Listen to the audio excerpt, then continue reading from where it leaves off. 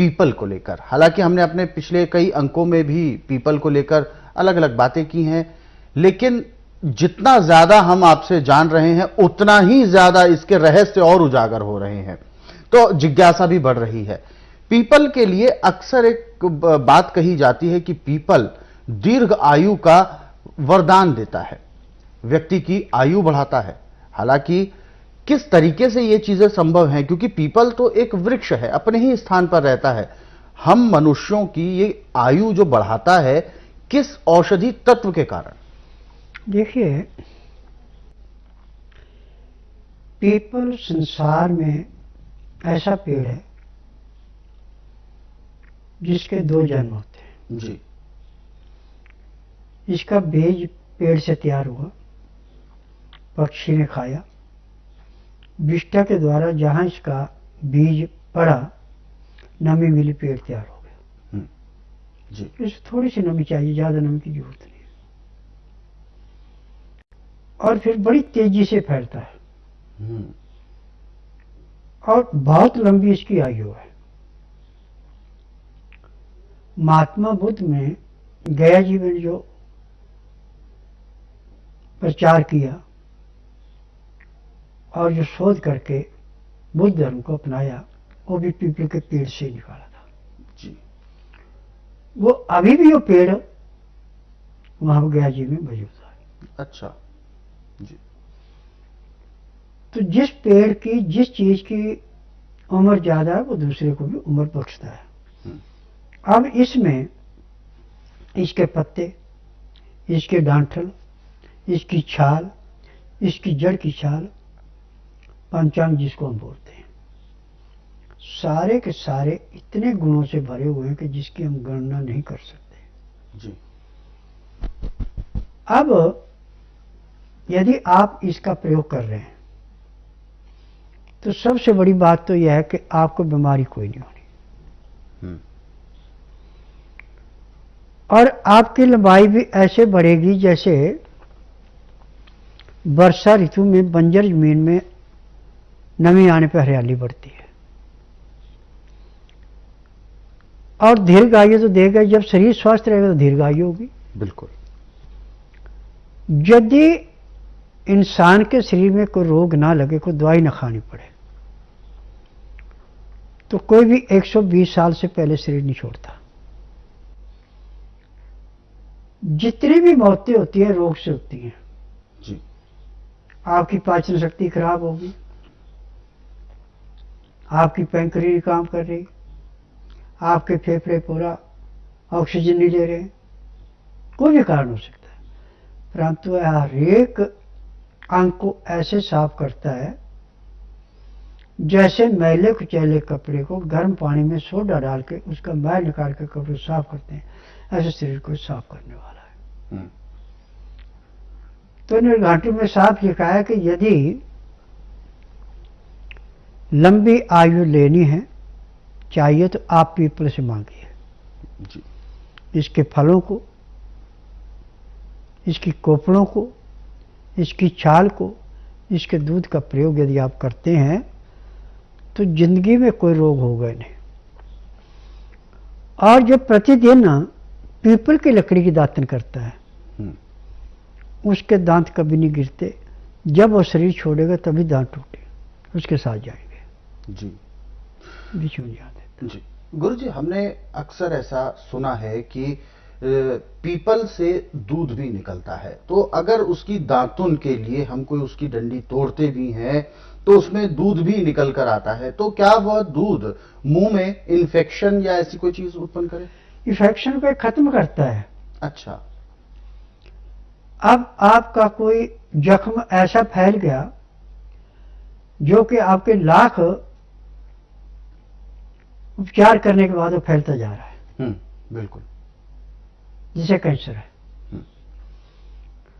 आप पीपल का दूध रोई में भिगो करके उस जख्म पे रख दें, दर्द तो आपका 1 सेकंड के अंदर खत्म हो गया। अब वो जख्म ऐसे भरेगा जैसे किसी गहरी जमीन पे गड्ढा खोदा है, तेज बारिश आई, उस पानी के साथ मिट्टी बह के आई और वो गड्ढा भर गया और पानी निकल गया। जी। पानी रुक सकता है। ऐसे हर एक रोग को, इसके दूध को लो, इसके बीज को लो, इसकी छाल को लो, जो भी अंग लेगा लाभ ही देगा। और जो इसकी राख है ये भी अमृत के समान है। राख भी है। हाँ, जैसे आपके गले में भयंकर दर्द हो रहा है, हम्म, चाहे आपका थायराइड बिगड़ गया, चाहे आपके टॉन्सिल बिगड़ गए, इसकी लकड़ी की जला के जो राख है उसको छान करके यदि मुंह में रख के चूसते हैं तो थायराइड को भी चाट लेती है, टॉन्सिल को भी ठीक करती है और गले को भी साफ कर देती है। जी। मोटिवेशन मिलता है अपने कार्य को, अपने इस अभियान को और तेजी से करने का, और नए नए तरीके, नए नए रोगों के बारे में चर्चा करने का हमें प्रेरणा मिलती है। तो आप सभी जो कार्यक्रम को देखते हैं, आप सभी के अनुभव हमें बताते हैं कि ये नुस्खे और उपचार आपको किस हद तक लाभ दे रहे हैं। रोजाना नए नए विषयों पर हम चर्चा करते हैं ताकि आप अपने जहन में, अपने शरीर में उस विषय पर गंभीरता से विचार कर सकें और अपने आप को निरोगी बनाने के लिए क्या कुछ आप अपने दिनचर्या में शामिल करें, ये सारी बातें आपसे हम करते हैं। इसीलिए आप सभी से अनुरोध भी करते हैं कि जब भी आप इस कार्यक्रम को देखने बैठे तो कॉपी और पेन लेकर जरूर बैठा करें। जो भी नुस्खे उपचार आपको बताए जाएं उनको आप लिख जरूर लें। आगे बढ़ते हैं और शुरू करते हैं आज के मुख्य विषय पर चर्चा। गुरु जी, आज के इस अंक में, जैसा कि हमने अपने पिछले अंकों में भी बात की थी पीपल को लेकर, रोज हम कुछ ना कुछ नया एक गुणकारी चीज निकाल कर लेकर आते हैं पीपल के लिए और आपसे जानने का प्रयास करते हैं, क्योंकि आपके पास पीपल के प्रति या हर एक चीज के लिए बहुत अथाह भंडार है। पीपल के लिए एक कहावत यह भी कहा जाती है कि ये जड़ें बहुत जल्दी जमा लेता है, और ऐसे में जो एक मनुष्य है उसका पीपल के साथ क्या कुछ संबंध है जिससे कि पीपल हमें प्रदान करता है? देखिए, पीपल जितनी जल्दी अपनी जड़ें जमाता है इतने उसके प्रयोग करने वालों को जमाता है। अच्छा। अब मैंने बताया था कि जब फल पक जाता है पीपल का, पक्षी खा लेता है। अब पेड़ पे बैठा तो पेड़ पे उग जाता है, उसके विष्ठा में जो बीज पड़ा है। किसी के मकान की दीवार पे, मंडेर पे बैठा तो वहां उग जाता है, और पानी कम होने की वजह से भी वहां पे अपनी जड़ें जमा लेता है, जड़ें जमा लेता है और पेड़ बन जाता है। बिल्कुल। ऐसे इसका प्रयोग करने वाले को जीवन दान देता है, लंबी आयु देता है और मन भटकने नहीं देता। अच्छा। जड़ी जमाने से मतलब मन भटकता नहीं। अभी आपने कोई काम किया, थोड़े दिन काम चला बड़ा अच्छा, फिर उसमें कमी आ गई, आपने लाइन बदली। ये लाइन बदलने के लिए मजबूर नहीं करता, जिस लाइन पे चलेंगे उसमें पूरी कामयाबी देता है। यानी विचलित मन को स्थिर करता है। हाँ, स्थिर करता है जी। और यदि आप प्रतिदिन एतवार छोड़ के पीपल के पेड़ को एक लोटा जल देते हैं, उसके अंदर कुमकुम, चावल और थोड़े तिल डाल देते हैं, गंगा जल डाल देते हैं, लाल रंग का कोई फूल डाल देते हैं और उसकी परिक्रमा करके पानी डालते हैं, तो जो कहता है ये मेरे काम सफल नहीं होते, मैं बीच में बहुत दुखी रहता हूं, 1 महीने वो कहेगा कि जो मेरे सदियों से काम रुके हुए थे वो बनने शुरू हो गए। बिल्कुल। ये पीपल को जल डालने की विशेषता है। एक मैं और चीज पूछना चाहूंगा गुरुजी, जैसा कि आपने जल की बात की है, ज्योतिष शास्त्र में भी कहा जाता है कि पीपल को कुछ विशेष जातक कुछ ग्रहों का हिसाब से जल दें, तो मैं जानना चाहूंगा कि पीपल का वृक्ष किस ग्रह को प्रदर्शित करता है? पूरे 9 ग्रहों को। अच्छा। अब इसकी और विशेषता बताऊंगा आपको कि पीपल पे पेड़ के ब्रह्म राक्ष रहता है। अच्छा। जब पीपल के पेड़ को पानी दिया जाता है तो उसको वो पानी मिल जाता है, हम्म, ये जितनी भी आत्मा है, हम्म, सूक्ष्म आत्मा, जी।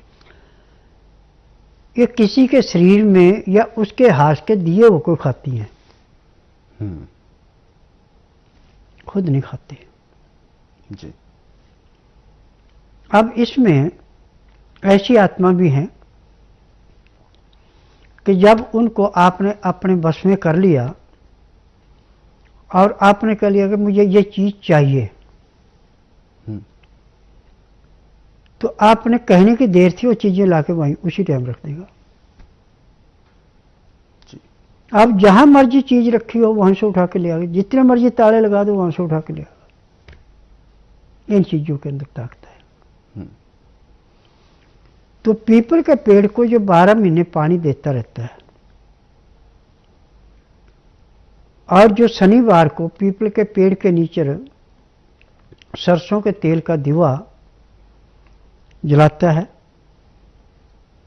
और जल का लोटा पानी का देता है, अगरबत्ती लगाता है, वो शनि को तो अपने अधीन ऐसे कर लेता है जैसे छोटा बच्चा अपनी मां के साथ साथ घूमता है। जी। वो सब चीज वहां से मिल जाती है। और शनि की पूजा पीपल के पेड़ पे, सम्मी के पेड़ पे, आग के पेड़ पे बहुत ज्यादा दुर्बल मानी गई है। इन तीनों में से किसी भी पेड़ की आप पूजा कर रहे हैं और रात को दिन अस्त होने के बाद, तो आपके कष्टों का निवारण ऐसे होता है जैसे बाढ़ आने पे नदी के किनारे के जितने भी कूड़ा करकट होता है साफ होकर नदी बिल्कुल साफ सुथरी हो जाती, ऐसे जल चढ़ाने वाले को कर देता है। जी। क्या ये जो प्रक्रिया आपने बताई है, क्या ये सूर्यास्त के बाद करनी चाहिए या सूर्योदय के समय करनी चाहिए? शनि की पूजा हमेशा सूर्य अस्त होने के बाद होती है। अच्छा। और जल चढ़ाने ऐसे तो हम किसी टाइम भी कर ले, वो नहीं है। हम्म, जल तो ऐसे सुबह नहा करके चाहे सूर्योदय होने से पहले दे चाहे बाद में दे, उसमें सब ग्रहों को शांति मिलती है। और ऐसे शनि का जप शाम को दिन छुपने के बाद किया जाता है, वो ज्यादा लाभकारी होता है। सूर्य का जप सूर्य उदय होने के बाद से अस्त होने से पहले पहले। चंद्रमा का जप भी रात को सूर्य अस्त होने के बाद होता है। इसमें राहु, केतु, शनि, चंद्रमा और शुक्र, इनकी शाम के टाइम की पूजा ज्यादा लाभदायक होती है। सूर्य, मंगल, बुध, बृहस्पति सूर्य उदय होने से अस्त होने के अंदर लाभ ज्यादा देते हैं। वैसे तो हम जब भी इनका जप करते हैं लाभ तो देते देते हैं। गुरुजी, बस एक मैं और बात पूछना चाहूंगा। घर के बहुत सारे बड़े बुजुर्ग अक्सर पीपल के बारे में कहते हैं कि पीपल के वृक्ष के नीचे कभी भी थूकना नहीं चाहिए, कूड़ा नहीं करना चाहिए या गलती से पेशाब भी नहीं करनी चाहिए। ये क्या ये सत्यता है इन बातों में? ये सत्यता है। अच्छा। क्योंकि पीपल के पेड़ पे जो आत्मा रहती है वो आत्मा उससे रुष्ट होकर के आपको नुकसान उठाती है जी। तो इस करके चीजें नहीं करनी चाहिए। यानी केवल और ऐसे भी जी आप सफर कर रहे हैं, बिल्कुल अज्ञात जगह पर चले गए, अब आपको पेशाब करना है, तो जहां पे आपने पेशाब करना वहां पे पहले जमीन पे मत्था टेके और वहां कहें कि मेरी मजबूरी है, मैंने पेशाब करना है, यहाँ पे कोई भी दिव्य आत्मा बैठी है, कोई चीज है तो मुझे माफ करे, मुझे पेशाब करने की अनुमति दे, तो उसको नुकसान नहीं होता। हमारे पास तो ऐसे केस आते हैं, अब कब्र है जी, आपको पता नहीं कब्रिस्तान है जी, वहां पे आपने पेशाब कर दिया, वहां पे आत्मा बैठी हुई थी तो आपके साथ चल पड़ेगी, फिर आपको दौरे भी पड़ेंगे, आप बेहोश भी होंगे, बहुत कुछ होता है। तो फिर जब किसी झाड़ फूक वाले के पास जाएंगे, वो चीज सामने आ जाएगी तो उसको बहुत लुटता है,